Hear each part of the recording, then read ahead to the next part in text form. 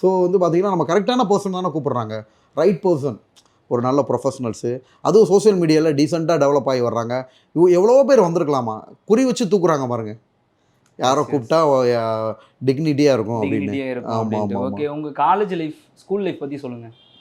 School life நல்லா போச்சுமா. நம்மளோட கலை வளர்ந்ததுக்கு காரணமே அந்த நாடக திறமை அப்படின்னு வளர்ந்ததே, நடிப்பு திறமை வளர்ந்ததே வந்து ஸ்கூல் லைஃப்பில் தான். ஓகே.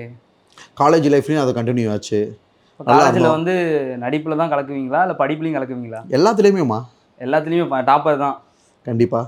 டாப்பர் தான். கண்டிப்பாக டாப்பர் தான். Okay okay, super sir, super sir. இப்போ 10th முடிய நிறைய மார்க்கு கிடையாது. +2 +2ல் மார்க் கம்மியாயிருச்சு. ஓகே. எய்ம் வந்து MBBS ட்ரை பண்ணோம், MBBS கிடைக்கல. கிடைக்கல. ஏன்னா அந்த லெவல் ஹார்ட் ஒர்க் பண்ணல, உண்மையான விஷயம் இருக்கு இல்லையா. 10th முடிய அதெல்லாம் பயங்கரமான படிப்பு. சரி ஓகே, அது காலேஜில் போய் திருப்பி கண்டினியூ ஆயிடுச்சு. எல்லாத்துக்கும் ஒரு ரீசன்மா. ஃபிசியோதெரபின்றது ஒரு பெரிய நோபல் ப்ரொஃபஷன்.